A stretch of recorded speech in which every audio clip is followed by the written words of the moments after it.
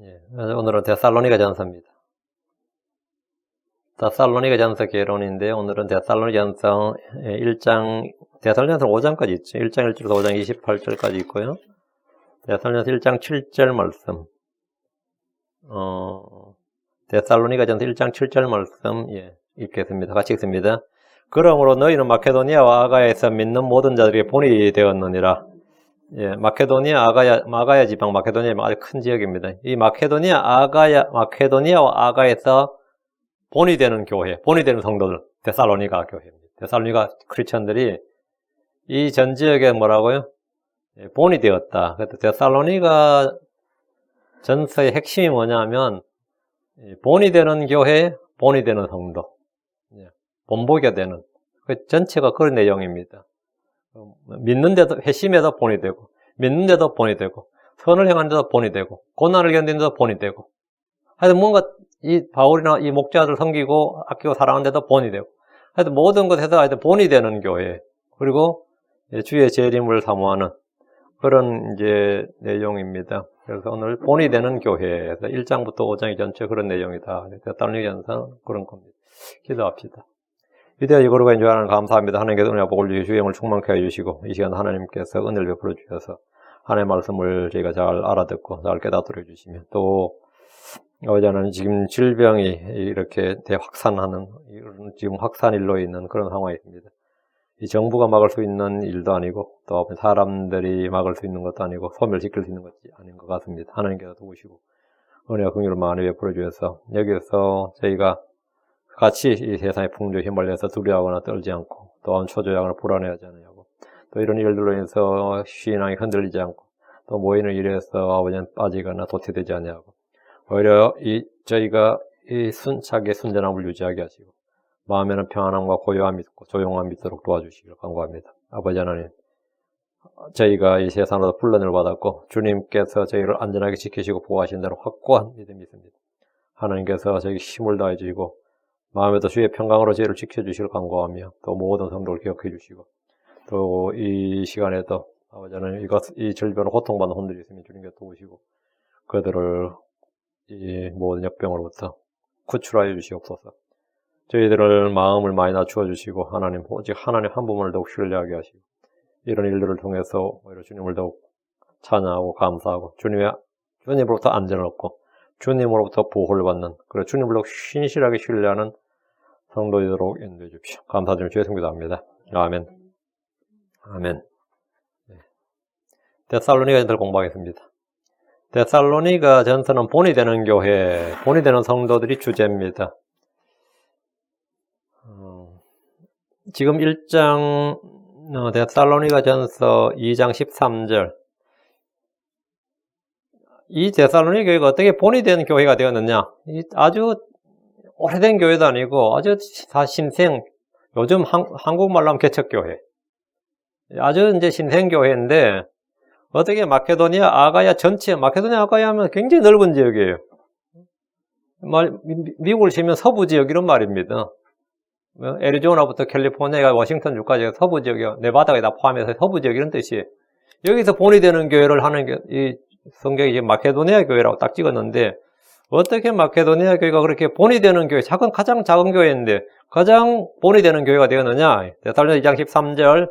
이런 까닭에 우리가 또한 하나님께 끊임없이 감사를 드리면 너희가 우리에게서 들은 하나님의 말씀을 받을 때에 그것을 사람들의 말로 받지 않고 하나님의 말씀으로 받았기 때문이니 진실로 그라도다.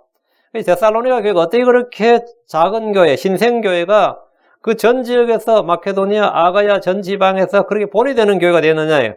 하나님의 말씀을 받는데 그것을 사람들의 말로 받지 않냐고 하나님의 말씀으로 받았기 때문이니라. 이게 제일 핵심이에요.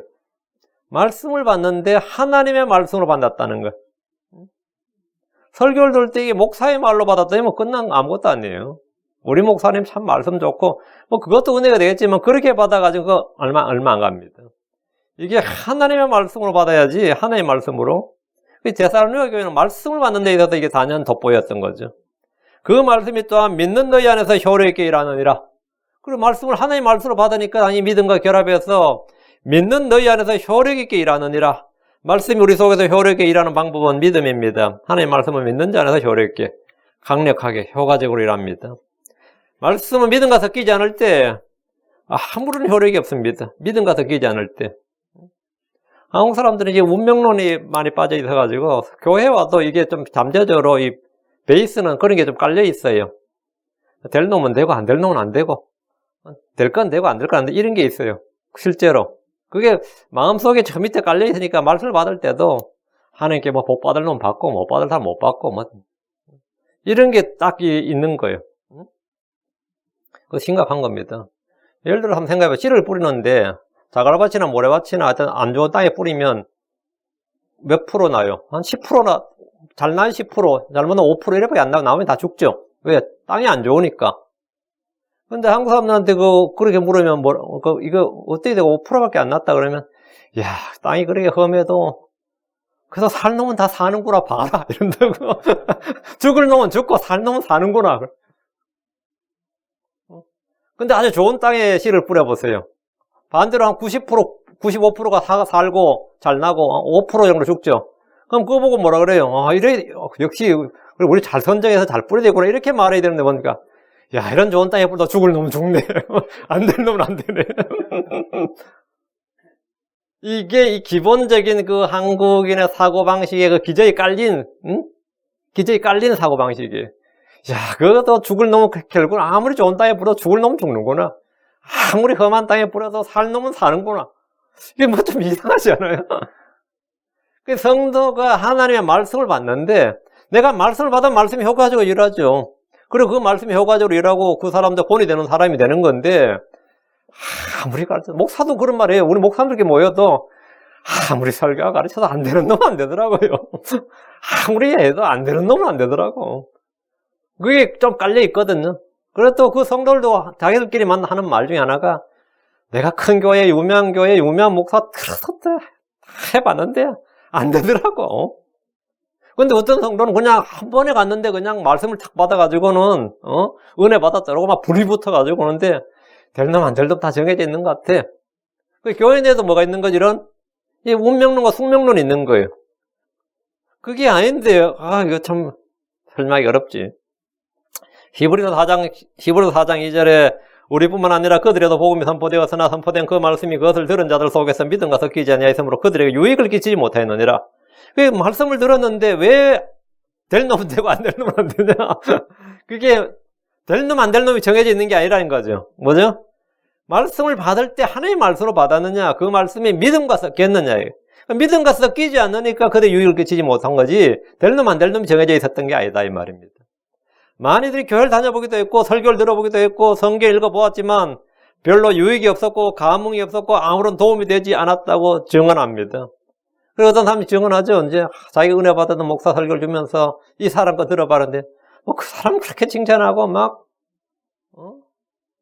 난리를 치는데 내가 들어보니까 아무런 밋밋하고 아무런 감정이 없었다. 그러잖아요.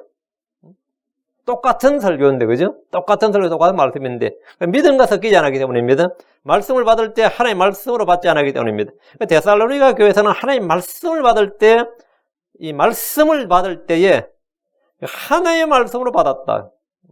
이게, 그래서 믿는 너희 안에서 강력하게 효과적으로 효력 있게 권능있게 일했다는 겁니다. 데살로니가 전서의 기록자는 바울입니다. 데살로니가 전서는 5장으로 되어 있고, 9절이 89구절로 되어 있고, 영어 킹제임스 성경으로 1837단어입니다. 바울은 고린도에서 AD 53년경에 기록한 것으로 바울 서신서들 중에서는 비교적 초기에 기록된 편지고, 기록 연대는 이 학자들마다 차이가 있지만, 약간의 차이가 있지만, 복음서 중에서는 마가복음이 제일 먼저 쓰였고요. 신약 성경 중에서는 가장 먼저 쓰인 성경이 이 데살로니가 전서라고 말해요. 그 바울 서신서 중에 제일 먼저 쓰였고, AD 53년경 진짜 얼마 안 된 거죠. 예. 이제 가장 먼저, 그 신약성경에 가장 먼저 쓰여진 성경, 이렇게 이야기를 합니다. 바울이 복음서 영향 받은 거 아닙니다. 복음서가 바울 서신 뒤에 써져요. 예. 예. 그런데 바울이 데살로니가에 머물렀던 것은 채 한 달이 되지 않습니다. 사도행전 17장을 보면 새 안식일에 연속해서 복음을 전했다. 이 말은 새 안식이니까 3week이죠. 3주란 말이죠. 그 데살로니가는 마케도니아의 수도로서 유대인들이 많이 살았고 상업이 발달했습니다. 데살로니가라는 이름이 그 알렉산더 대왕의 이복 누이 이름입니다. 그 이복 누이 이름을 따서 이 데살로니가가 된 겁니다. 이 편지를 쓸 때 바울은 아테네에 있었습니다. 아테네에서 써서 보냈는데 데살로니가에서 바울의 사역을 알려면 사도행전 17장을 보면 됩니다. 사도행전 17장에서 바울의 사역이 그 데살로니가 교회 설립 이야기가 나옵니다. 빌립보 감옥에서 나온 바울은 루디아의 집에 들어가서 형제들을 보고 위로한 뒤에 떠났습니다. 그래서 암피폴리스, 아폴로니아를 지나서 데살로니가에 도착한 게 이제 사도행전 17장 1절이에요. 그게 이제 데살로니가에 도착했죠. 이미 빌립보에서 감옥에 갇히고 고난을 받았다가 강제 추방을 당했던 거죠. 그래서 데살로니가에서도 사정은 달라지질 않았습니다. 유대인들 회당에서 3주 연속 말씀을 선포했고, 유대인들에게 성경 기록들을 인용해서 토론하고 설명하고 이 복음을 전했는데, 언제나 구약 성경을 가지고 토론하고 논쟁하고 설득하고 선포했습니다. 이방인들에는 구약 성경을 들고 설명할 수가 없었습니다. 회당에서 설교했다는 것은 뭐죠? 상대가 이미 구약을 알고 있다는 거죠. 회중이. 예수님의 고난과 부활, 예수님이 그리스도이시다. 이것이 이제 사도행전 17장에 선포되었고 바울이 선포한 설교 주제였습니다. 그런데 유대인들한테 선포를 했는데, 주로 회당에서 유대인들을 선포했는데 유대인들보다 이방인들이 바울을 통해서 복을 믿게 되는 이 기현상이 일어났습니다. 바울 사도는 이방인의 사도이고 이방인의 교사였던 거죠. 당시 유대인들의 반응은 이제 데살로니가 2장 15절에 나옵니다. 15, 16절에 나옵니다. 그들을 핍박하고 죽이려고 했다. 유대인들이 시기하에 불량배들을 동원해서 바울이 머물던 야손의 집을 습격하고 체포했고 고소를 했습니다. 고소 제목은 뭐냐면 세상을 뒤집어 엎은 이 사람들, 예수라는 다른 왕이 있다고 한다 이러면서 고소를 했어요. 그래서 바울은 얄톱이 도피를 했는데 베레아로 갔죠. 베레아에서 열매를 많이 거두었습니다. 그래서 유대인들은 다시 쫓아와서 바울을 다시 습격을 했습니다. 실라와 디모데를 남겨두고 아테네로 떠났습니다. 그리스 철학자들과 논쟁을 했고 마르스 언덕에서 설교를 합니다. 그래서 이제 고린도로 떠난 게 이제 사도행전 18장이니까 고린도전서 사도행전 17장이 이 바로 데살로니가 교회를 설립한 전후 과정이 다 나옵니다. 사도 바울은 데살로니가 교회 소식을 듣고 싶어 했고 또 자신의 사정을 알려주기 원했습니다. 선교 보고란 사역자와 성도들 간의 영적 교제의 소통입니다. 데살로니가 교회는 자신들의 도시에서 고난을 많이 받았습니다. 또한 교리적 문제가 제대로 정립되지 않았던 것이 있었는데 죽은 자의 부활과 휴거, 그리스도의 오심, 이 재림에 관한 교리, 부활과 휴거, 예수 그리스도의 오심, 여기에 대한 교리적 문제가 있었습니다. 오늘날 현대교회가 종말론에 대해서 많은 오류가 있는 것처럼 데살로니가 교회 역시 그런 문제가 있었습니다. 고린도 교회처럼 심하지는 않았지만 음행이 있었고 종말론의 영향 때문인지 일하지 않는 성도들도 있었습니다. 이제 곧 주님 오시는데 하면서 일을 안 하는 거예요. 그래서 직업 때려치우고 뭐 복음만 전한다는 사람도 있고 아예 뭐 다 생업을 중단해버리고 시한부 종말론이라고 그러죠. 데살로니가 교회도 그런 성도들이 있었습니다. 그래서 사도 바울이 일하지 않는 자는 먹지도 말게 하라. 뭐 이런 게 그런 사람들을 향해서 한 말입니다. 바울은 이런 교회 문제에 대해서 주께 받은 명령을 글로 써서 보냈는데 이것이 바로 데살로니가 전서입니다. 바울은 디모데를 파송했지만 자신 역시 직접 데살로니가로 돌아가서 그들을 살펴보기를 원했습니다. 그러나 사탄에 의해서 2차례나 막혔다고 말합니다. 사탄이 2차례 막았다 이렇게 데살로니가 2장 17절 18절 나옵니다.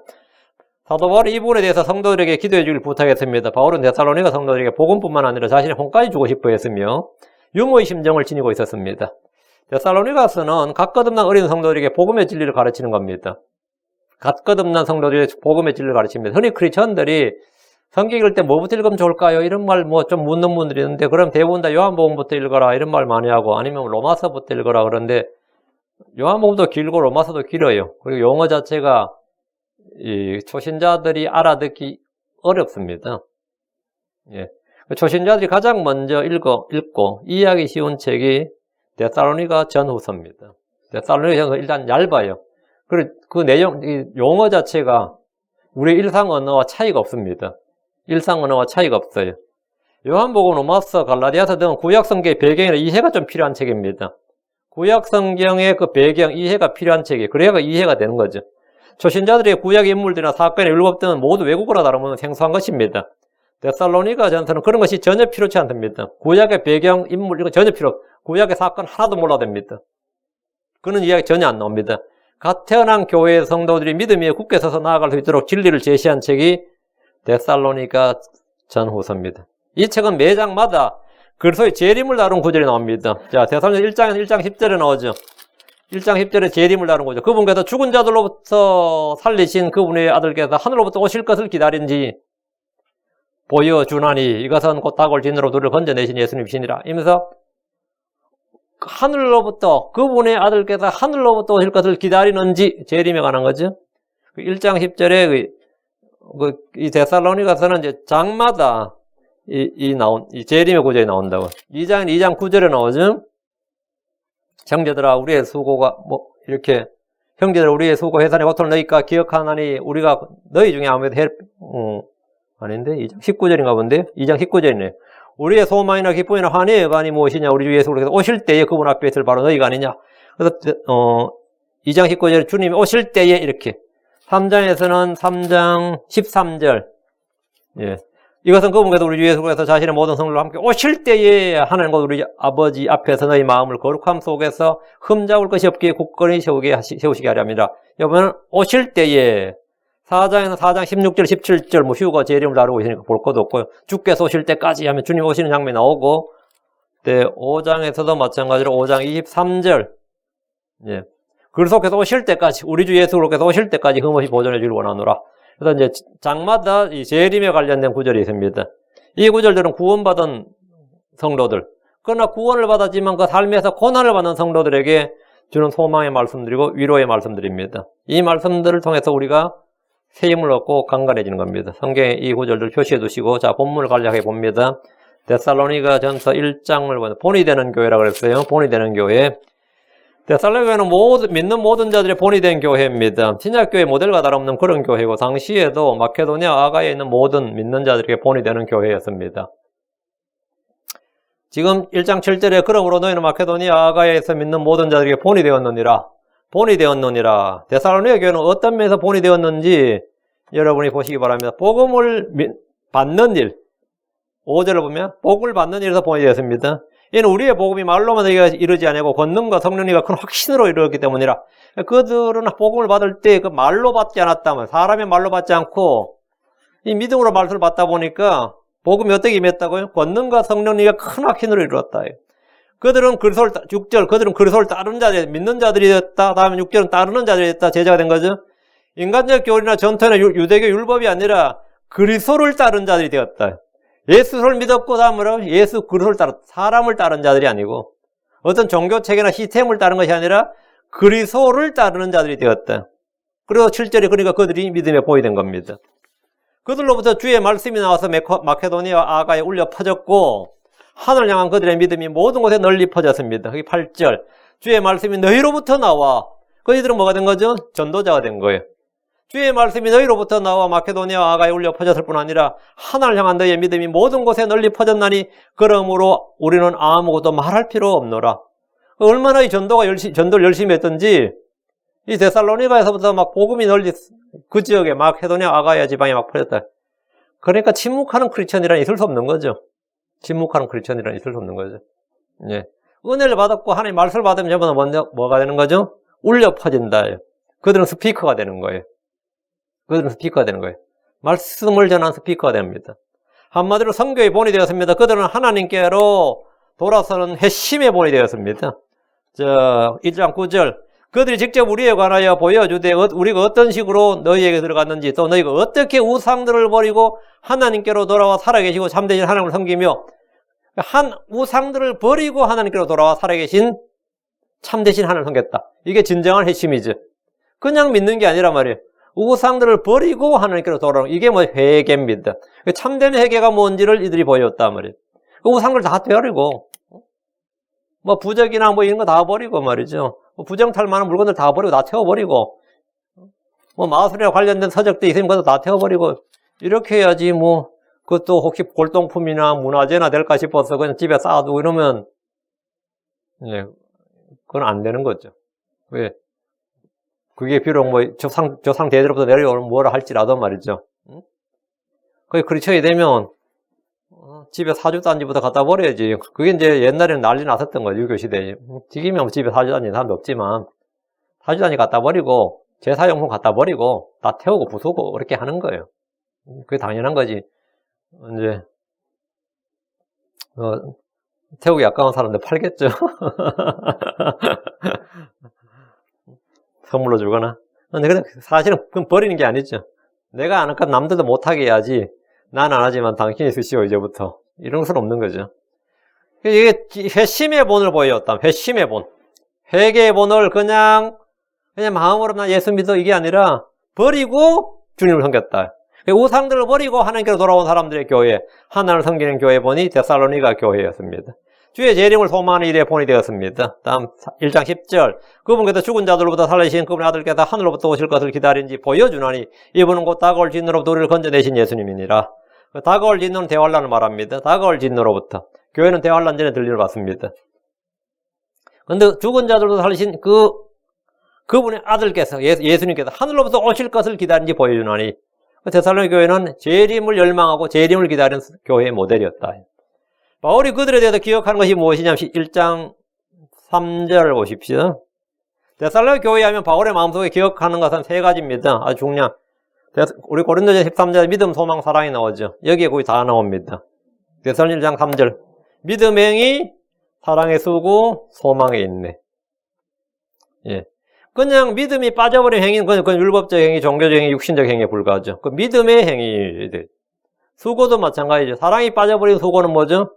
그냥 생고시, 고생이죠, 그냥. 사랑의 수고, 이래요. 소망의 인내. 소망이 없는 인내는 뭐죠? 이를 악물고, 고행이지, 이거는 소망의 인내, 오래 기다림만. 데살로니 교회는 믿음의 행위, 사랑의 수고, 소망의 인내였습니다. 소망의 인내. 데살로니 1장 3절에 하나님과 우리 아버지의 눈앞에서 우리 주 예수 그리스도 안에 있는 너의 믿음의 행위와 사랑의 수고와 소망의 인내를 끊임없이 기억하기 때문이니. 이게 바울은 데살로니 교회 규모나 시설이나 그 도시의 웅장 건물이나 극장 뭐 그런 게 아니었어. 그런 걸 기억하는 게 아니었습니다. 바울이 기도할 때 데살로니가 교회의 믿음의 행위, 사랑의 수고, 소망의 인내를 끊임없이 기억했습니다. 믿음의 행위는 믿음으로 말미암는 행위고 선한 행위란 열매를 맺는 믿음입니다. 이는 유대인들이 행하던 율법의 행위가 아니었습니다. 자기 의나 종교적 열성으로 행하는 육신적 행위가 아니었습니다. 위선자들이 행하는 죽은 행위가 아니었습니다. 성경은 행위 없는 믿음을 죽은 것이라고 합니다. 그래서 믿음으로 행하지 않는 것은 뭐죠? 믿음으로 행하지 않는 모든 것은 다 죄니라 했습니다. 성경은 선을 행할 줄 알고 행하지 않는 것 역시 그것을 죄라고 했습니다. 사람 믿음이 있다고 하면서 행하지 않으면 그 믿음은 누구도 구원할 수 없습니다. 배고픈 자에게 빵을 주지 않고 헐벗은 자에게 옷을 주지 않고 믿는다고 말하면 아무도 배부르게 하지 못하고 아무도 따스하게 하지 못합니다. 다음은 사랑의 수고입니다. 주님은 너희의 모든 일을 사랑으로 행하라고 했습니다. 사랑이 없는 수고는 아무것도 아닙니다. 내가 전 재산을 갖다 바친다 하더라고. 아무것도 아니다. 내 몸을 불사르게 내주면 I am nothing. 그건 내게 아무 유익이 없는 일이라고 그랬어요. 나에게 아무 유익이 없고 내게 아무것도 아니게 됩니다. 성경 모든 재산을 바쳐 가난한 자를 구제하고 자신의 몸을 불사르게 내어줄지라도 사랑이 없으면 그건 아무것도 아니면 아무 유익도 주지 못한다고 분명히 말씀합니다. 데살로니가 교회는 사랑의 수고가 있었습니다.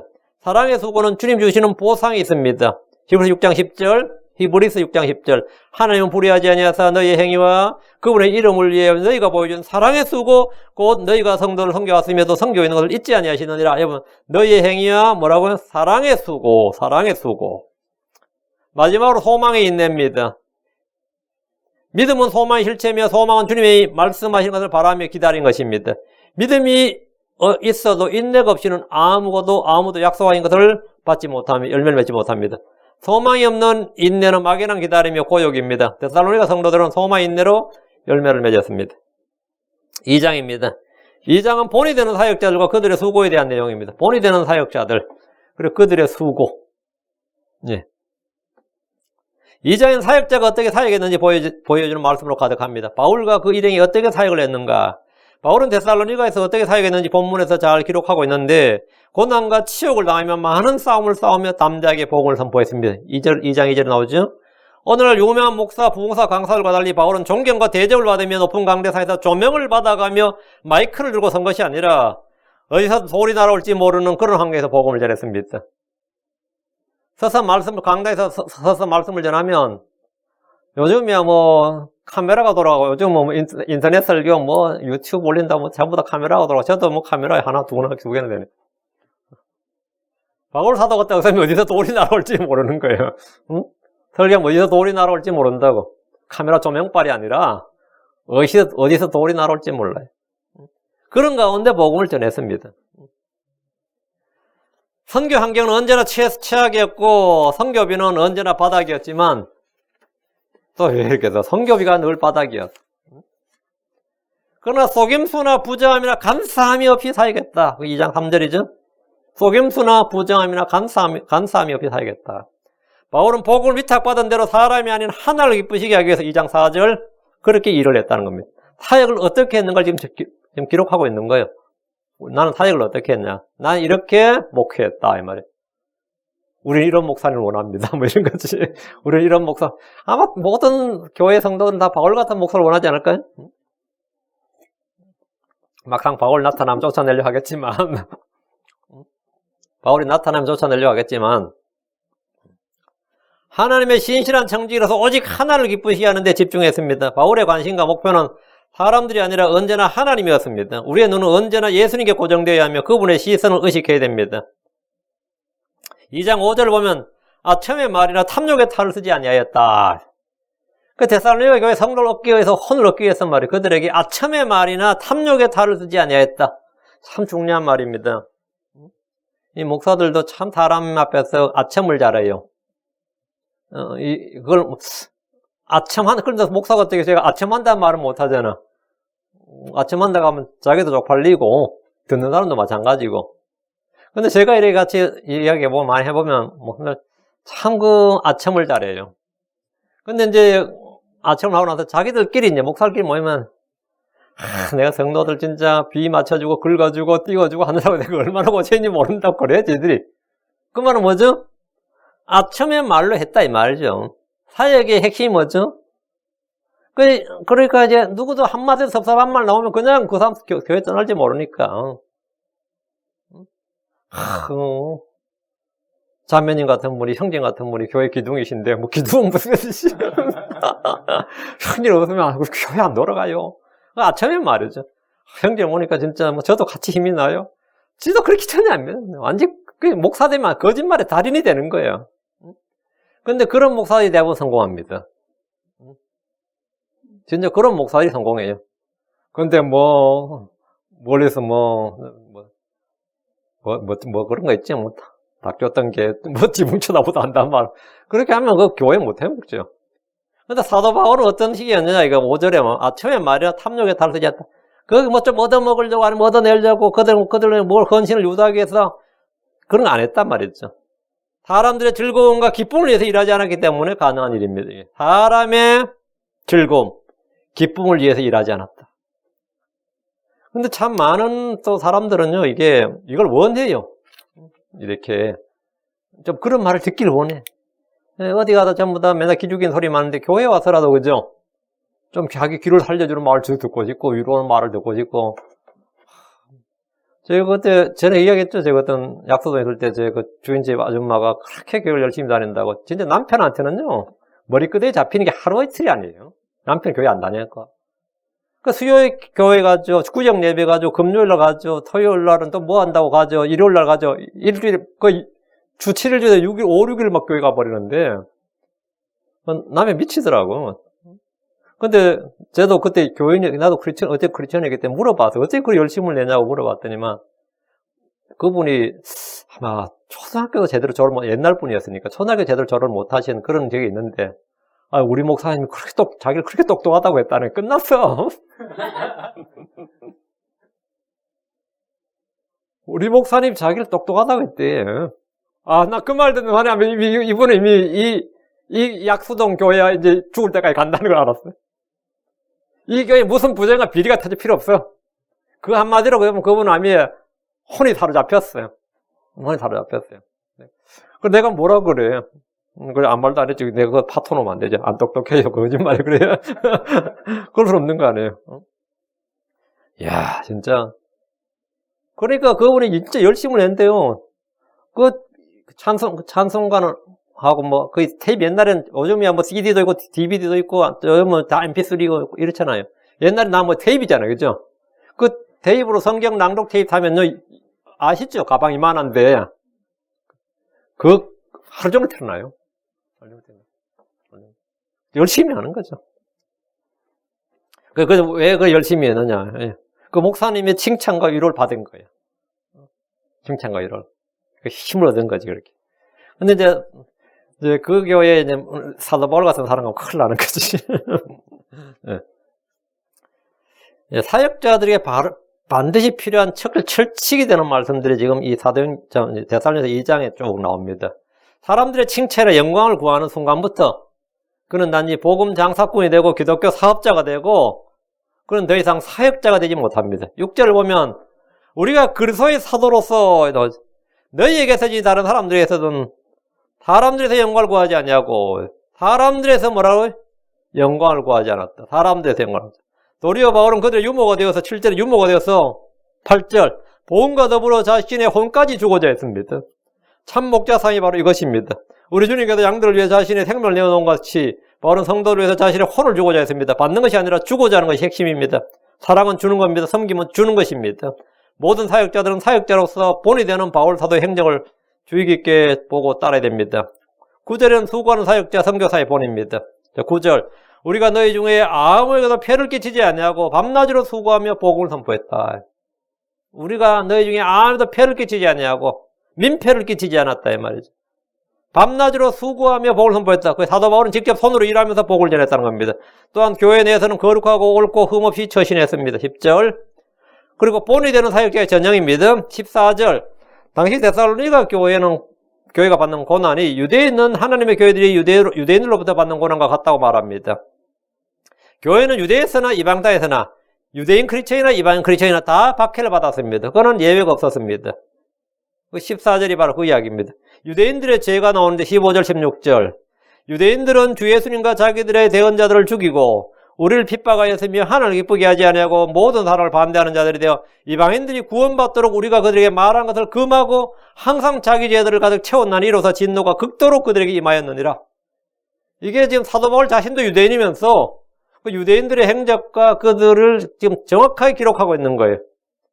유대인들은 주 예수님과 자기들의 대언자들을 죽였다. 사실이죠. 팩트입니다. 우리를 핍박하였으며 팩트예요. 하나님을 기쁘게 하지 아니하고 모든 사람을 반대하는 자들이 되어 이방인들이 구원받도록 우리가 그들에게 말한 것을 복음 전파를 뭐라고 금하고 복음 전파를 금하고 항상 자기 죄들을 가득 채웠나니. 초대교회 크리스천들은 고난과 함께하는 교회였습니다. 현대의 교회들은 걸핏하면 종교박해를 들먹거리지만 이것은 자연스러운 일입니다. 그럼 바울의 수고에 대한 보상이 뭡니까? 19절 20절 그가 받은 영광이요 보상이 바로 이겁니다. 우리의 소망이나 기쁨이나 환희의 가리 무엇이냐? 우리 주 예수 그리스도께서 오실 때에 예림 때에 그분 앞에 있을 바로 너희가 아니냐? 너희는 우리의 영광이요 기쁨이니라. 너희는 우리의 영광이요 기쁨이니라. 주님 오실 때 구원받는 혼들이 전도자들에게 영광이고 기쁨이란 겁니다. 3장입니다. 3장은 뭐냐? 본이 되는 형제. 본이 되는 형제, 신자들의 성화, 거룩하며 가는 겁니다.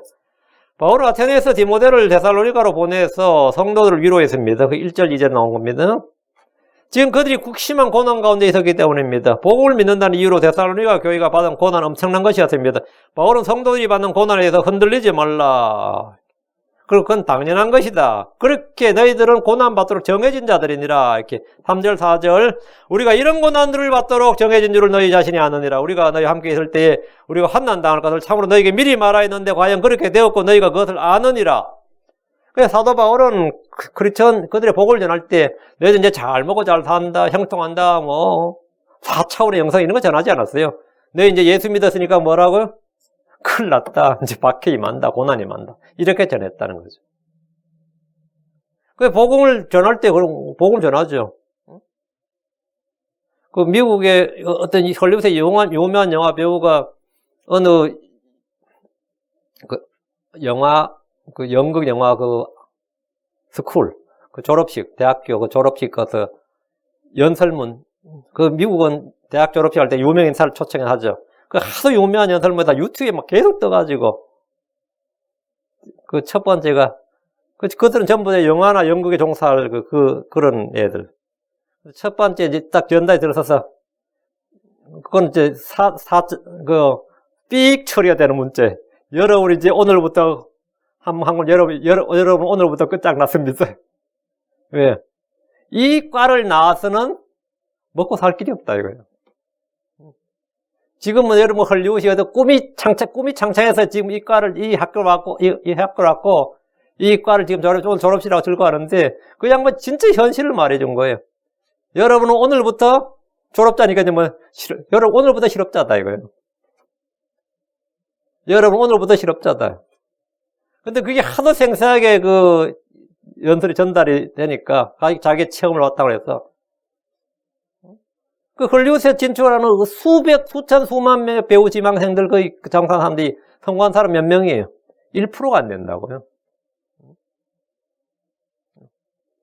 그래서 그들한테 하는 말이 여러분 오늘부터 뭐 됐습니다 이런 거예요. 여러분 오늘부터. 그런데 우리가 크리스천이 시작된 사람들 예수 믿어 여러분 구원받았습니다. 그 다음에 이제 여러분 오늘부터 끝장났습니다. 여러분 오늘부터 이 세상에서는 끝장났습니다. 예수 믿는 오늘부터 여러분은 이제 오늘부터 뭐냐? 고난이 기다리고 있고 고난을 받도록 정해졌다 이거예요. 오늘부터 여러분 이 세상에서는 더 이상 낙이 없습니다. 즐거움도 없고. 근데 이렇게 전하기가 쉬워요, 안 쉬워요? 안 쉽죠. 그런데 바울 사도는 우리가 환난 당할 것을 참으로 너에게 미리 말하였는데 너희도 이런 고난을 받도록 정해졌고 너희도 그리고 환난 받도록 정해진 자들이다 이거예요. 주님이 고난을 받으시고 그 고난의 발자취를 따라오게 하셨습니다. 바울이 고난을 받았단 말입니다. 초대교회들이 교회 크리스천들이 다 고난을 받았습니다. 고난이 없는 교회는 거짓 교회거나 음녀 교회입니다. 물론 이걸 이제 오용해가지고 의로운 박해나 이 박해를 받아야 되는 지 죄로 인해서 이제 받는 고난을 가지고 지 죄로 인해 받는 고난 가지고 자기 죄로 자기 탐욕으로 아니면 자신의 그 허물과 어리석음에 받는 고난은 이제 막 살아있는 교회에서 받는 고난이라고 하면 좀 곤란하죠.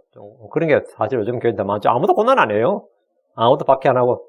신천지 교회는 요즘 자기들이 박해를 받는다 배교자가 되지 말라고 어제 신천지 총회장님의 당부 말씀이었다던데 이 시간부로 우리는 배교자가 되냐 배도자가 되지 마자 그럼 먹혀들어요. 먹혀들어요. 근데 신천지 사람도 할 말이 있겠더라 내가 보니까. 그 신천지 확진자가 31번 확진자가 나왔을 때가 그 전날이 문재인 대통령이 한국에서 코로나는 곧 종식된다. 전혀 동요하지 말고 다 일상생활하고 모일 거 모이고 그런 거 다 하라 그랬어요. 그것도. 그리고 신천지는 그 명제로 했을 뿐이야. 그 신천지에서는 신천지에서 구상권 청구한다 그러는데 신천지는 도로 대통령한테 구상권 청구할 수 있겠더라고요. 네가 분명히 그렇게 말했다고. 일국의 대통령이 코로나 종식되고 일사에서 요동없이 흔들림 없이 그냥 일상생활 정상적으로 하라고 했다고. 그래서 우리는 그렇게 집회를 했을 뿐인데 우리한테 덮어씌우냐. 언론도 난리시지만 내가 볼 때는 신천지에 좀 똑똑한 사람이 있으면 오히려 정부 상대로 말이죠. 걸어도 걸겠더라고. 정부가 구상권 건당 난리치듯 요즘 시끄러운데요. 그거 못 겁니다. 이게 한 말이 있는데 되나 그게.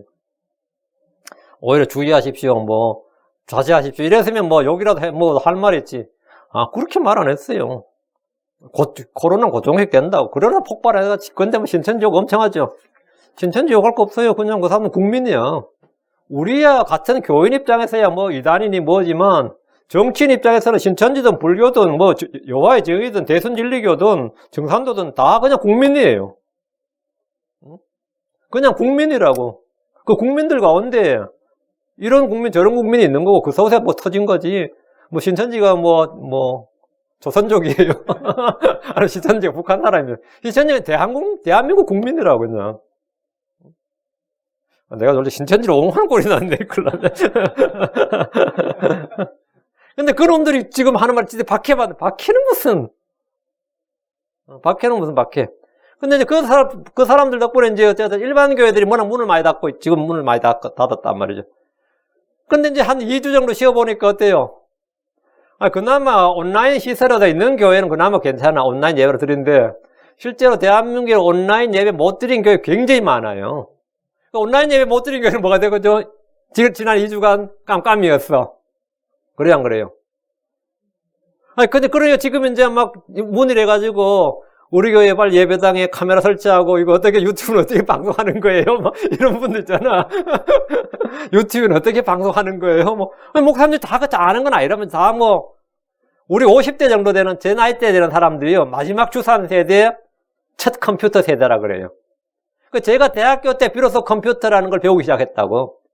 제가 대학교 때 제 친구 중에서 컴퓨터 있는 애가 한 명밖에 없었습니다. 그 자기 형이 용산에서 컴퓨터 상가를 해가지고 컴퓨터를 처음 받을 때 와 하고 그림 한 장 다운받는데요. 밤새도록 걸어놓고 아침에 새벽에 그림이 나와서 아침에 일어나면 그림이 한 장 사진 한 장 나오는데 모니터에 사진 한 장 뜨는데 6시간에서 10시간 걸렸습니다. 해상도 좋은 건 10시간 걸렸어요. 그럼 밤에 잘 때 그럼 아침에 깨면 모니터에 야 사진 나왔다 이랬어요. 그때 제가 배웠던 이제 한글 처음 타이프 쳐본 게 보석글이었어요. 그리고 나서 이제 아래 한글 나왔고, 보석글 치려면요, 아래 한글 때 플로피 디스크 6장을 매달 들고 다녔습니다. 플로피 디스크 거꾸로 하나씩 꽂아 넣으면서 칠 땐 이거 꽂아 넣고, 프린트 할 땐 더 프린트 꽂아 넣고, 바꿔가지고 꽂아 넣고. 이렇게 하면서 했어요. 우리가 이제 첫 컴퓨터 세대죠. 그때는 그래서 영문과든 불문과든 무슨 과도요. 컴퓨터 공부할 마음만 있으면 그냥 컴퓨터 전문가 되는 거였어요. 그때는 컴퓨터가 다 시작 단계이기 때문에 뭐 특별히 뭐 컴퓨터공학과 뭐 그런 필요 없이 그래서 그런 사람들 창업한 사람들 많습니다. 과 뭐 나왔나 그러면 이공계도 아니고 그냥 컴퓨터를 한 사람들 많아요. 왜? 시작 단계였다. 언어만 배우면 됐기 때문에. 그런 애들 중에서 지금 성공한 애들 많지. 그런데 그런 쪽 전혀 안 한 사람들이 이제 제 나이나 제부터 나이 된 사람들이 유튜브가 뭐냐 뭐 이러는 거지. 볼 때는 상관없었는데. 그러면 그런 교회들은 지금 완전히 뭐 되는 거죠? 멘붕된 거예요. 큰 대형 교회들이야 뭐. 제가 평소에도 늘 방송하고 있었으니까. 그리고 제가 토요일날 설교 준비하면요, 제가 옆에 컴퓨터 띄워놓으면 유튜브 라이브가 막 옆에 쫙 떠요. 제가 아는 교회들 옆에 막 알고리즘이 어떻게 되는지 막 떠요. 근데 그게 안 돼 있는 시스템, 안 돼 있는 교회들은 전혀 방송 자체를 못 하는 거죠. 그러니까 뭐라 그러죠? 원래 지금 하면 돼. 돈 들여서 하면 되지. 얼마, 그냥 폰 하나만 가지고도 이렇게 하면 되죠. 근데 그렇게 안 되면 뭐라 그러냐면, 고난받는다, 박해받는다, 이런다고. 이 고난받는다, 박해받는다로 나가버린 거죠. 이 현대교회가 어떠냐면, 성도들이 저마다 고난이 아니라 세상의 부와 명예와 지위를 얻으려고 합니다. 그들은 믿음과 순결, 거룩함이 아니라 높은 학위나 지위나 부를 획득해서 세상에서 영향력 있는 크리스천이 되고 싶어 합니다. 믿음이나 순결이나 거룩함이 아니라 내가 크리스천이 됐으니까 높은 학위, 뭐 교수나 박사가 되고 고위공직자나 명성 있는 자가 되고 재벌이나 사장이 되고 뭐 이런 것이 돼야 그게 이제 크리스천으로서 그게 뭐가 된 줄 알아요. 그것은 마귀의 속임수입니다. 데살로니가 3장 3절 우리가 이런 고난을 받도록 정해진 줄을 너희가 스스로 아느니라. 데살로니가 교회는 고난 가운데 있는 교회였습니다. 그러나 그런 고난 가운데에서 넘어진 것이 아니라 늘 제가 하는 이야기입니다. 고난은 교회를 약화시키거나 쓰러뜨리지 못합니다. 교회를 약화시키고 쓰러뜨리는 것은 언제나 죄예요. 고난이 아닙니다. 그래서 데살로니가 교회는 고난이 엄청나게 임했는데 쓰러진 것이 아니라 약해진 것이 아니라 오히려 강해졌습니다. 그래서 바울은 오히려 이런 고난받는 교회의 소식을 들었는데 디모데를 통해서 소식을 들었죠. 6절에서 8절. 그 들은 소식으로서 바울이 큰 위로를 받았다 이거예요. 큰 위로를 받았다 이렇게 되어 있습니다. 바울이 이 교회에서 밤낮으로 기도했는데 기도한 내용을 보면 10절 믿음에서 부족한 것을 완전하게 하고 11절 다시 볼 수 있기를 기도했고 12절 서로에게 사랑을 넘치도록 베풀기를 기도했고 13절 주님이 오실 때까지 너희 마음을 거룩함에 흠잡을 것이 없게 굳건히 세우시기를 주님 앞에 기도했습니다. 4장입니다. 4장은 본이 되는 행위입니다. 본이 되는 행위. 주의 오심에 관한 내용이죠. 데살로니가 교회는 이 세상에 마땅히 어떻게 걸으며 하나님을 기쁘시게 할 수 있는지 이미 배웠고 알았습니다. 바울은 그런 행위를 넘치게 하라. 4장 1절에 그런 행위를 넘치게 하라. 너희들이 이미 배웠다 이거예요. 그리고 2절 사도들에게 받은 명령들을 행하라. 그걸 너희가 이미 배웠으니 그걸 행하라. 내가 명령, 우리 주 예수는 힘입어. 너희가 무슨 명령을 주었는지 너희가 아느니라. 너희는 명령들을 받았다 이거예요. 그 명령들 너희가 안다 이거예요. 그걸 행하라 이거죠. 그 첫 번째가 뭐냐면 음행을 삼가하고죠. 교회 내 음행을 삼가하고, 성도들은, 크리스천들은 세상과 딱 구별되는 게 음행을 삼가하고. 크리스천들이 이거 하나만 해도 확실한데, 술 안 먹고 담배 안 피우고, 음행을 삼가하고, 술집 안 가고, 회식 자리 술집 군데 안 가고, 크리스천들, 난 크리스천이 됐다면서, 그렇게 여인의 향수를 그리워하던 사람이, 분내를 그리워하던 사람들이 다 끊는다. 그거는 감정이에요. 여러분, 한국에 쳐들어온 토요토미 히데요시 아시죠? 임진왜란 일으킨 사람, 풍신속이라고 그러죠. 그 사람에 대한 일본 기록에 보면 한 가지가 있는데, 그 당시 욕먹는 기록이, 토요토미 히데요시는 천민 출신이라서 하급 계급 출신이었거든요. 동성애를 안 한다고 욕먹었어요. 저희는 여자하고만 관계를 맺는데, 그 당시에 사무라이급 이상 애들이 얼마나 일본에 동성애가 만연했는지 알겠죠? 동성애가 만연했는지, 그 당시에. 그 우리나라 임진왜란 시기에 말이에요. 일본에서. 근데 한국은 그런 건 없었다고, 최소한. 한국에는 조선시대 성리학이란 게. 근데 크리처의 짝되는 순간에는 뭐라고요? 예. 자기 마누라 외에는 관심이 없다. 어때? 자기 마누라 외에는 아예 관심이 없다. 뭐 이야기하지도 않고 뭐 상대하지도 않고. 그게 미국에 그런 사람 한 명이 지금 언론에 해자되는 한 사람이 있습니다. 누구죠? 미국 부통령이에요. 펜스예요. 펜스. 그래서 펜스 룰 그래요. 이 펜스라는 사람은 주지사도 했고 지금 미국 부통령인데 마누라 외의 여자하고는 뭐라고? 뭐 눈 마주치고 이야기도 제대로 안 한다 이거예요. 뭐 같이 뭐 다른 공간에서든 뭐 밥을 먹든지 그런 거 있을 수도 없고. 그래서 아예 뭐 원천적으로 뭘 한다? 예. 뭐 이 사람한테는 미투가 있을 수가 없어요. 그 놈이 나쁜 놈이야 무조건. 펜스는 그런 게 있을 수가 없어요. 그걸 이제 펜스 룰이라 그래요. 아예 뭐 상대를 안 한다. 펜스가 위대한 거죠. 원래 캐톨릭이었는데 이 사람이 이 침례교 부흥회로 어느 지나가는 교회에서 침례교 부흥회에 왔다가 타경해서 그냥 회심을 하게 되는데 자기의 제일 가치는 크리스천이고 두 번째 가치는 컨서버티브 보수주의고 세 번째 가치는 아메리칸이다. 크리스천티 컨서버티브 아메리칸 이게 자기다 이거. 근데 사실은 크리스천들은 다 그래야 됩니다. 그게 지금 본문의 3절에 나와. 하나님의 뜻은 이것이니 뭐라고요? 너희가 명령을 받았다. 너희가 안다. 하나님의 뜻은 이것이니고 너희가 거룩히 구별되는 것이라 너희는 음행을 삼가하고. 딱 이렇게 나오죠. 그 너희 몸을 어떻게 하라고? 거룩하게 하라고. 그게 4절이잖아요. 너희 각 사람이 거룩히 구별한과 존귀함으로 자기 그릇을 자기 그릇, 이게 뭐 자기 몸이에요. 자기 몸, 자기 육체. 자기 그릇을 소유할 줄 알되. 어떻게? 거룩하게 구별되게 소유하라. 이 말입니다. 이게 음행이나 부정함에 하지 말라. 크리스천들이 배운 대로 살기. 신약의 명령들은 크리스천들이 순종하고 행해야 하는 것인데 3절부터 12절은 크리스천이 하나님의 뜻대로 살기 위해서 주신 명령입니다. 하나님의 뜻은 거룩함입니다. 그래서 음행을 삼가야 됩니다. 부정함이 아니라 거룩함이 우리를 부르시는 하나님의 뜻입니다. 이 시대는 음행이 지금 이 시대의 음행이 예술, 다양성, 문화, 사랑으로 포장되어서 열렬히 추구하는 것이 되었습니다. 그래서 우리는 크리스천으로서 그걸 다 거부해야 돼요. 거부하고, 그죠? 그런 것들은 뭐 거부해야 돼. 그건 사랑도 아니고 예술도 아니에요. 그건 아름다움도 아니고 개인의 취향도 아닙니다. 그건 뭐라고요? 부정함이고 죄라고 말하고 거룩함을 쓰게 됩니다. 영화관에서 쏟아지던 음란물이 어느덧 TV가 생깁니다. 집집마다 TV가 생깁니다. 지금 TV가 뭐가 된 거죠? TV가 영화관처럼 됐죠. 간이 영화관이 돼가지고 TV가 생겼고, 다음에 컴퓨터가 생겼고, 다음에 뭐 생긴 거죠? 스마트폰이 생겼고. 그래서 영화관에서 집으로 오다지만 집에서 먹은 거죠? 방으로 들어왔고, 다음에는 TV는 보통 거실에 뒀죠. 옛날에는 다 같이 보려고. 이제 방으로 각 개인이 컴퓨터 가지니까 자기 방에 뒀죠? 다음에 스마트폰이 되면서 자기 손에 뒀지. 이제 자기 손까지 들어온 거지.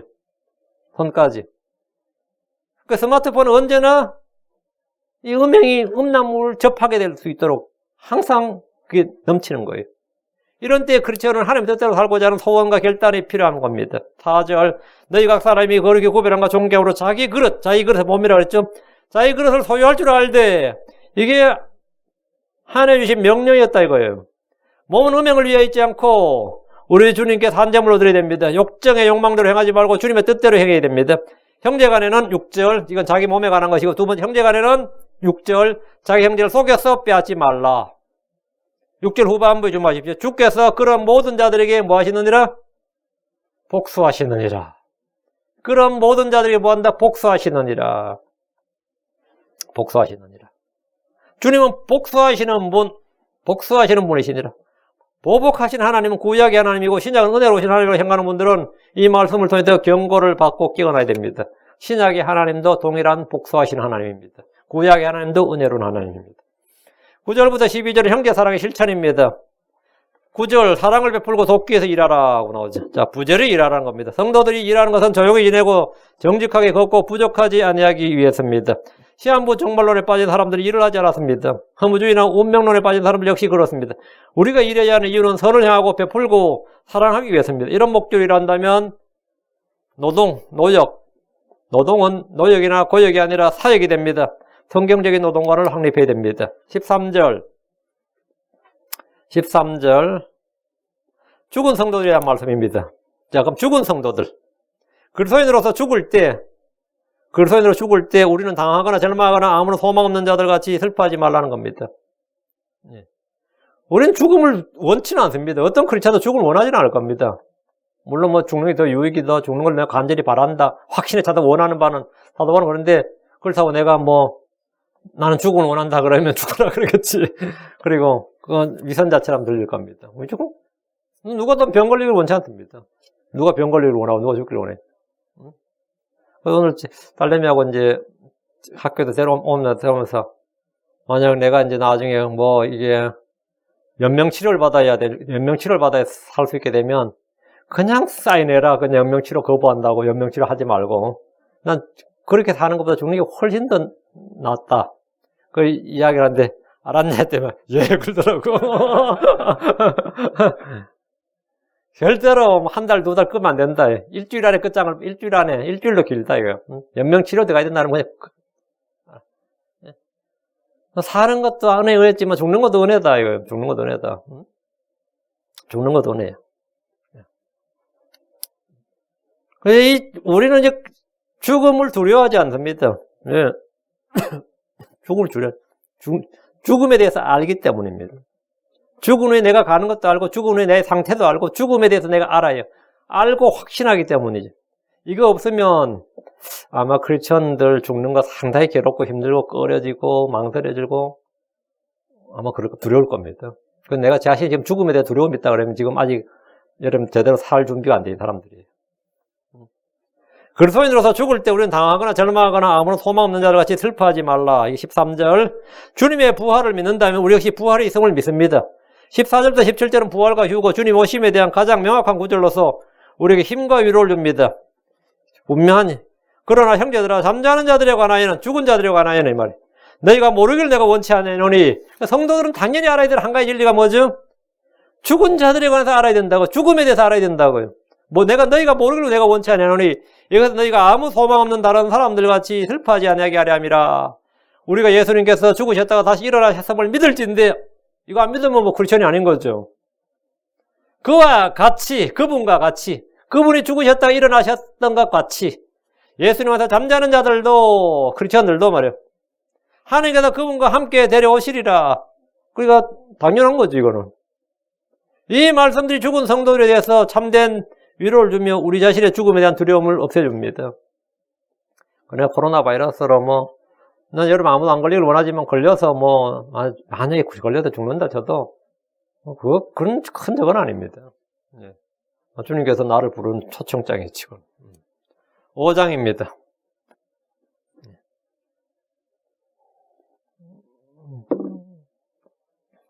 소망을 가진 성도의 삶에 관한 것입니다. 예나 지금이나 성도들이 주관심 중에 하나는 주의 오심에 관한 시기입니다. 시기. 주님 언제쯤 오실까요? 하는 거 있죠. 그건 다들 관심사항이에요. 제자들도 주님께 나와서 언제 이런 일이 있으리까? 이렇게 물었습니다. 그 주님의 답이 뭐죠? 너희가 알 바 아니요. 근데 나는 목사님한테 자꾸 와가지고 언제쯤일까? 내가 어떡하라고요? 내가 뭐라고? 이번 오순절 기대해봐. 그래? 이번 오순절 기대해봐.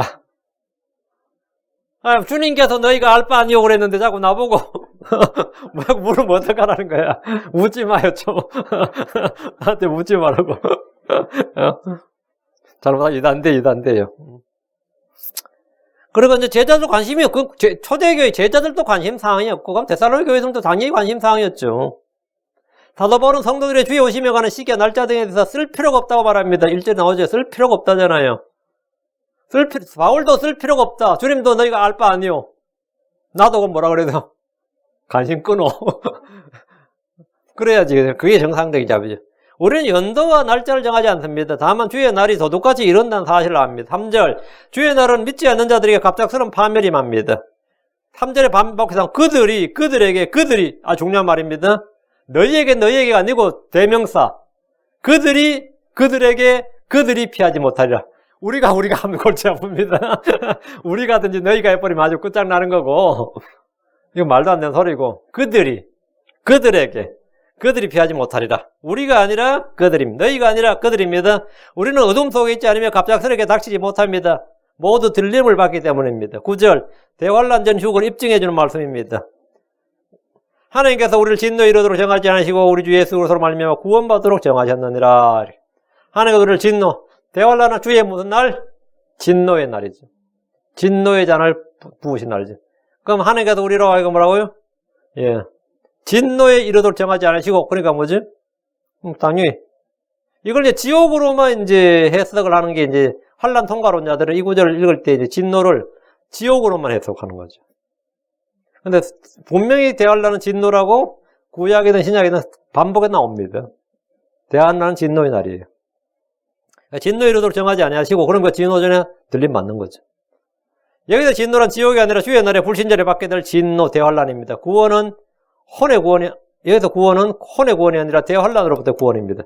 진노 구원을 죄와 지옥으로부터 혼의 구원으로 이해하는 것은 본문의 문맥에 관계없이 해석한 겁니다. 크리스천들은 대환란 전에 이미 죽었든지 주님 오시는 날까지 살아있든지 주님과 함께 삽니다. 지금 이미 죽었어요. 그럼 또 땅에 살아있든지 주님과 함께 산다고요. 크리스천들이 대환란을 통과한다면 주님께서 자신과 함께 살게 하려 함이니라. 이 말씀과는 뭐가 되죠? 모순이 되죠. 10절에 나오죠. 주님께서 자신과 함께 살게 하려 함이니라. 주님 자신과 함께 살게 하려 함이니라. 12절, 13절은 성도들이 감독을 대하는 방법입니다. 12절, 13절. 형제들아, 우리가 너희에게 간청하노니 너희 가운데서 수고하고 주 안에서 너희를 감독하며 너희에게 훈계하는 자들을 알고 그들의 일로 인하여 목회죠. 그들의 일로 인하여 사랑 안에서 그들을 매우 귀중히 여기라. 알고 훈계한 자들 좀 알아라고요. 목사님, 놀고 먹는 거죠, 이거 참 골치 아픈 이야기예요. 목사님, 놀고 먹는 거지. 이런 거. 너희를 감독하며 훈계한 줄 알고, 그들의 일로 인하여 사랑 안에서 그들을 매우 귀중히 여기라. 또 너희끼리는 화목하게 지내라. 성도들이 목자를 대하는 방법, 성도들이 감독 장로를 대하는 방법은 사랑 안에서 그들을 매우 귀중히 여기라. 양들이 목자와 좋은 관계를 맺는 일은 영적 성장에서 굉장히 중요합니다. 많은 사람들이 목자와 관계가 틀어져가지고 교회에서 꼭 기둥 뒤에 앉는 사람도 있고, 교회 나오는데 꼭 기둥 뒤에 앉는 사람도 있거든요. 기둥 뒤에 앉고, 시야가 잘 안 보이는 부분에 이렇게 앉고. 그럼 할 수 없이 나오긴 나오는데, 이 관계가, 펠로십이 아주 중요합니다. 펠로십이. 양들은 지금 이 본문의 13절처럼 사랑 안에서 그들을 매우 귀중히 여기라. 이게 한 가지고. 다음 두 번째로 양들 목자에게 뭐 해야 된다? 순종하고 복종하라. 그게 히브리 13장 17절 베드로서 5장 5절이고. 다음 디모데서 5장 17절에는 두 배로 존경할 자로 여겨라. 갈라디아 6장 6절에는 모든 종것을 나누라. 다음 히브리 13장 17절에 그들이 기쁨을 하고 근심으로 하게 하지 말라. 그렇지 않는데 이게 유익이 없느니라. 이게 목자를 어떻게 대해야 되느냐. 근데 이거를 지금 이 성경 가르칠 때 제대로 안 가르쳐 놓으면 이제 그 부메랑이 돌아옵니다. 목자한테. 목사면 다 하냐 하면서 막 그러면. 예. 근데 한때는 막 그 교주격이었던 목사가 한 분 계셨는데, 어떻게 나중에 깨질 때는요, 뭐, 성도들이 막 강단에 올라와서 막 목사님 넥타이 잡고 진짜 조였어요. 막 이렇게 조였어요. 15명이 막 올라와서 뭐 목사 멱살만 잡은 게 아니라 넥타이 당기면 목 졸립니다. 거의 살인 미수에 해당됩니다. 근데 그 목사님이 참 뭐, 믿음이 좋은 건지 뭐 어떻게 했는지 뭔데 그런 상황에서 웃더라는 거예요. 그러니까 그렇게 하던 사람들이 오히려 질려버린 거예요. 그 목사가 웃으니까. 아, 참. 나 그 이야기 듣는데, 저도 그렇게 웃었어요. 같이 웃었는데, 별꼴을 다 보는 거지. 근데 이제 성도들도 한번 밑장 보여주기 시작하면, 아, 진짜 인간성 그냥, 마이가 따로 없습니다. 이제 마이가 따로 없어요. 성도들 간의 관계도 그렇고, 즉, 마지막 부분 아주 중요한 말입니다.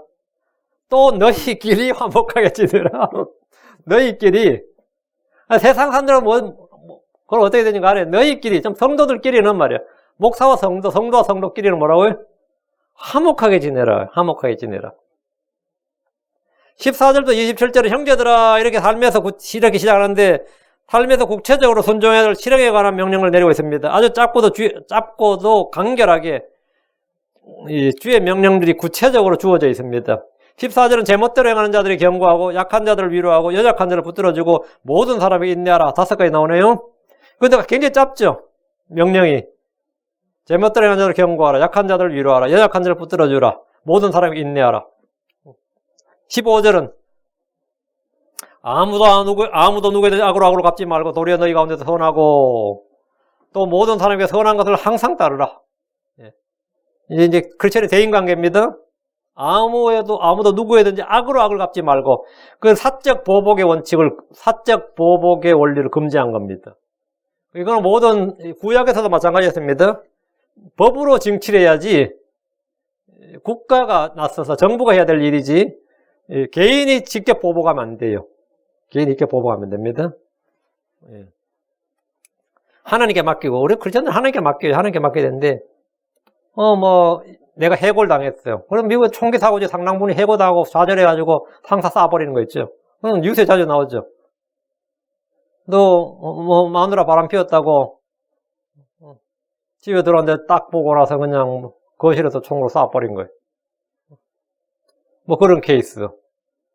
근데 그건 이제 사적 보복이죠. 심증은 우리 한국 사람 워낙 정서적인 문제라서 충분히 이해가 되고도 남는다 그러지 우리는 심정은 그러죠.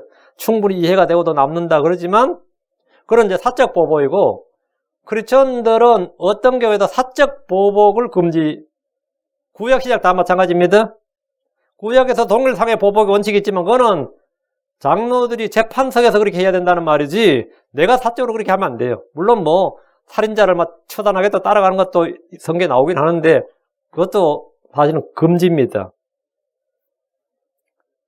진짜 보면 아무도 누구에도 악을 갚지 말고 도리어 너희 가운데서 선하고 어떤 모든 사람에게 선한 것을 항상 따르라. 그게 이 부부싸움 할 때도 보면 요즘은 남자들이 마누라한테 꼼짝 못하는 경우가 많아서 소심한 보복을 하는 사람들이 가끔 있지. 그런 복수도 자기만 손내요. 복수할 필요 없습니다. 그냥 미친놈이려니 하고 그냥 뻔뻔하게 그냥 살아요. 그냥 살아. 그거 죽게 해서 갚으시리라 하고 그건 다 용서해버리고 그냥 죽게 해서 갚으시리라 하고 그럼 주님이 갚아줍니다. 그래서 우리가 생활 속에서 지켜야 할 주의 명령들인데 16절부터 18절은 크리스천들이 매우 좋아하고 애용하는 구절이지만 이것이 주의 명령인 줄로 인식한 사람들이 극히 적습니다. 지금 경쟁 5장에서 지금 계속해서 명령들이 나왔죠. 항상 기뻐하라, 쉬지 말고 기도하라, 모든 일에서 감사하라. 모든 일에서 감사하라 이게 안 돼서 불평을 하는 바람에 마음에 딱 원망과 쓴뿌리 생기면서 딱 틀어지는 경우가 많죠. 영적으로도 파괴되고 인간관계도 파괴되고 다 파괴됩니다. 모든 일에서 감사하라. 모든 일에서 감사하라. 모든 일로 해서 감사하고 모든 일에서 감사하라. 이것이 그래서 예수님께서 너희에 대한 하나님의 뜻이니라. 진짜 내가 엄청 고생해가지고 병을 얻었어요. 감사해 안 해요? 감사하죠. 감사해요. 내가 엄청 가족도 먹여 살리느라고 아니면 뭐 하느라고 엄청 고생을 해서 그냥 고생하며 살다가 없는 갑자기 병이 들어버렸네. 보통 저주가 나오지. 내가 이 고생하다 결국 이렇게 병을 얻어 죽게 되는구나 하면 저주가 나오는데, 내가 진짜 크리스천이라면 뭐라고요? 네, 감사하라고. 모든 일에 감사하라요. 모든 일에 감사하라. 이게 어떻게 가능한 일이에요? 모든 일에 감사하라. 이것이 그래서 예수님께서 너희에 대한 하나님의 뜻이니라. 이것이 그래서 예수님께서 너희에 대한 하나님의 뜻이니라. 우린 주의 명령을 듣기만 하고 자기를 속인 자가 되지 말아야 됩니다. 듣고 행하지 않는 자는 어리석은 자입니다. 제가 대학교 때 우연찮게 도서관에서 책을 하나 골랐는데 고르다가 책을 잘못 골랐어. 그건 진짜 샤킹했어요. 책을 잘못 골랐어. 근데 앉아서 그걸 계속 읽게 됐는데 그게 뭐냐면 대한민국 판례집이었습니다. 법원에서 기록한 판례들인데 나는 이 법원에서 상세하게 사건마다 그 내용들을, 근데 그 판례집을요 읽게 되면 인간사의 추악함을 다 보게 됩니다. 세상에 이런 일이 또 있어서 이런 게 재판에, 근데 그게 다 이제 검사, 변호사가 기록해가지고 그래서 재판한 거죠. 그 판결문 판례집이 두꺼운 책이 있는데, 이야, 진짜로. 저도 뭐 세상에서 험한 꼴 많이 봤다고 봤는데, 거기 보면 이제, 그건 전부 다 법원의 정식 기록물이에요. 법원에서 정확하게 그 사건의 개요와 한 정식 기록물인데, 인간사에 진짜 어떻게 이런 사건들이 있을 수가 있고, 이런 게 있을 수가 있는가? 그런 싶은 일들이 너무 많아요. 그래서 이제 검사나 변호사나 판사니까 오래 하면 그런 사람들은 인간에 대한 신뢰 같은 게 전혀 없습니다. 그런 사람들의 그 추악감을 다 봐버리기, 다 실제로 의뢰이든 뭐래든 보기 때문에 늘. 그래서 잘 견뎌, 한 판사 20년 정도 한 사람들은 그 내면에서요, 사람이 어떤 일에 대해서, 그 사악한 마귀일에 대해서 전혀 놀라지 않는다. 왜? 당연한 일로 느껴진다. 그 일상의 일로 느껴진다는 거예요.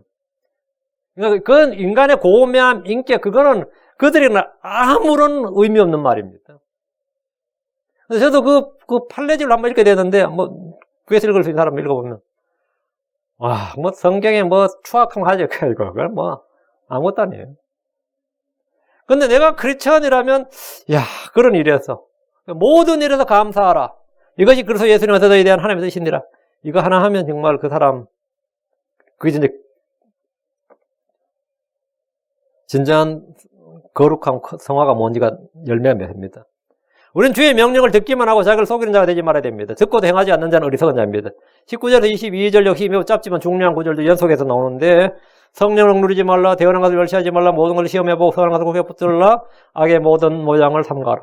여러분 이제 성경 구절 많이 외우고 싶으면 데살로니가서 5장을 외우면 한꺼번에 그냥 짧은 구절로 쫙 열대 구절 그냥 외우는 거지 뭐. 그냥 열대 구절 그냥 외우는 거예요. 어느 한 가지라도 중요하지 않는 명령이 없습니다. 23절은 사도 바울의 기도입니다. 이 구절에서는 사람의 구조가 영과 혼과 몸의 삼분법이라는 사실이 명확하게 기록되어 있습니다. 한국교회에 널리 퍼져 있는 영혼 이분법이라 해요. 영혼을 하나로 보고 몸, 영혼과 몸이라 이분법은 그리스 철학의 산물이, 이건 플라토 철학에서 나온 것이지 성경의 진리가 아닙니다. 듀얼리즘이라, 듀얼리즘. 성경은 뭐냐면 삼분법이에요. 데살로니가서 5장의 3절. 평강에 바로 그 하나님께서 너희를 온전하게 거룩히 구별하기를 원하노라. 내가 하나님께 기도하여 너희의 온 영과 혼과 몸을 우리 주 예수 그리스도께서 오실 때까지 흠없이 보존해 주려고 하노라. 여러분, 영과 혼과 몸. 삼분법이죠. 사람이 영과 혼과 몸으로 구성되어 있으며 이 셋이 한 사람입니다. 나의 영, 나의 혼, 나의 몸, 이 셋이 뭐라고요? 나라는 한 사람을 이룹니다. 이 셋인 혼도 나고 영도 나고 몸도 나예요. 근데 물론 이 셋 중에서 나의 주체하면 혼이죠. 혼이 나의 자아가 되는 거고. 예. 근데 이 셋이 한 사람인데 이는 사람의 삼위일체입니다. 하나님의 형상과 모습을 따라 지음받은 사람이라는 점에서 하나님의 삼위일체를 증명해 주는 증거이기도 합니다. 사람의 삼위일체를 알면 하나님의 삼위일체를 이해하는 일도 전혀 어렵지 않습니다. 하나님 자신의 형상대로 지었으니까 삼위일체인 거죠. 하나님 아버지와 아들과 성령으로 한 하나님이십니다. 킹제임스 성경의 요한일서 5장 7절에 이 진리가 완벽하게 계시되어 있습니다. 하늘에 증언하는 세 분이 계시니 곧 아버지와 말씀과 성령님이시니라. 이 세 분은 또 이 세 분은 하나이시니라. 27절 보면 내가 주를 힘입어 너에게 명하노니 이렇게 되어 있는데 이것이 권면이나 훈계가 아니라 명령이다. 너에게 명하노니, 내가 주를 힘입어 너에게 뭐라 명하노니, 명령하노니, 명령임을 분명히 밝히고 있습니다. 내가 주를 힘입어 너에게 명하노니 모든 거룩한 형제들에게 이 서신을 읽어주라. 이 서신은 뭐라고요? 명령이다. 모세오경이 이스라엘에 준 하나님의 규례고 법이듯이 바울 서신은 이방인 교회에 준 하나님의 명령이고 규칙입니다. 고린도전서 14장 37절에 만일 어떤 사람이 자기를 대언자나 영적인자로 생각하거든 그는 내가 너에게 쓰는 것들이 주의 명령들인 줄로 인정할지니라. 명령들인 줄로 인정하라. 주의 명령들이다. 바울 서신은 뭐라? 내가 너에게 쓰는 것들이 주의 명령들. 고린도전서가 주의 명령들이듯이 데살로니가 전서 역시 주의 명령들입니다. 사도 바울이 쓴 모든 서신은 다 주의 명령들입니다. 28절 인사한 말입니다. 데살로니가서 5장에는 성도들이 해야 될 일 22가지가 나옵니다. 펜을 잡고 한번 정리해 보시기 바랍니다. 선택에 관한 교리, 데살로니가서 1장 4절 하나님의 선택. 사랑하는 형제들, 하나님께서 너희를 선택하셔서 나오노라. 하나님은 복음을 듣고 믿는 자를 선택하신 겁니다. 선택한 자를 믿게 한 게 아니라 믿는 자를 선택하십니다. 인간이 하나님을 선택한 것이 아니라 하나님이 우리를 선택하셨다는 사실을 주목하시고요. 골로새서 3장 12절에도 그러므로 너희는 하나님께서 선택하신 자요 나옵니다. 복음은 말이 아니라 성령, 확신으로 임한 겁니다. 하나님 한 곳 말에 있지 아니하고 건너에 있다는 겁니다. 다음에 삼위일체의 진리가 데살로니가서 1장 5절 6절 나옵니다. 데살로니가서 1장 1절 5절 6절 1절은 아버지와 하나님 아버지와 주 예수 그리스도가 나오고 5절 6절은 성령님과 주가 나오죠. 1장 9절 회심이 나오면 참된 해결은 무엇인가? 우상들을 버리고 하나님께로 돌아 하나님을 섬기는 것, 이게 회심이다. 다음 주의 재림에 대한 핵심 교리가 나오죠. 그래서 오실 때 이 말 성경 매장마다 나오고요. 다음 믿는 성도를 어떻게 걸어야 되는가? 성도의 행위. 다음에 거룩한 성화에 관한 것. 다음에 주의 날에 관한 것. 믿는 성도들의 부활에 관한 것. 사람의 삼위일체에 관한 것. 아주 성경은 짧은데 신약의 핵심 교리는 다 들어있습니다. 핵심 교리가 이 짧은 성경 속에 선택에 관한 교리부터 우리가 어떻게 하나님의 말씀을 받아야 되고 하나님께서는 삼위일체시고 어떻게 회심해야 되고 주님이 어떻게 오시고 성도를 어떻게 걸어야 되고 하나님의 뜻은 무엇이고 주의 날은 어떤 것이고 우리의 부활은 무엇이고 또 우리의 영과 혼과 몸은 어떻게 이런 부분의 성경에 아주 중요한 신약의 교리들이 아주 잘 나옵니다. 데살로니가서를 부절히 읽으면 일반 짧으니까 10분이면 다 읽죠. 10분이면 충분히 다 읽습니다. 그래서 자꾸 읽을 수 있는 거죠. 짧은 성경들은 이제 짧고 이건 또 우리에게 주어진 핵심 명령이기 때문에 여러분이 부절히 읽어두시기 바랍니다. 기도하겠습니다. 예. 위대하시고 거룩한 주 하나님 감사합니다. 하나님께서 함께 하시고 도우셔서 오늘 하나님의 말씀을 선포했습니다. 선포한 모든 말씀들이 성도들 안에 깊이 간직될 수 있도록 마음의 창고에 마음의 보고에 이것을 쌓아둘 수 있도록 도와주시옵소서. 아버지 하나님 저희가 데살로니가 교회의 성도들처럼 그 교회처럼 이 말씀 침례교회가 모든 면에서 좀 본이 되는 교회가 되게 해주시옵소서. 믿음과 선한 행위에서 또 주의 오심을 기다리는 면에서 아버지는 또 하나님의 말씀을 선포함에 있어서 저희가 아버지는 이 지역에서 정말 널리 울리고 퍼질 수 있는 그런 본이 되게 하여 주시고 저희가 모든 일에서 감사하는 성도들 되도록 도와주십시오. 아버지 하나님 저희가 하나님의 뜻이 무엇이고 하나님의 명령이 무엇인지 우리가 이미 듣고 배워서 알고 있습니다. 하나님께 받은 이 명령들을 잘 받아서 잘 행할 수 있도록 그래서 저희가 지혜로운 자들로서 인정받기를 원합니다. 감사드리며 주의 성기도 합니다. 아멘.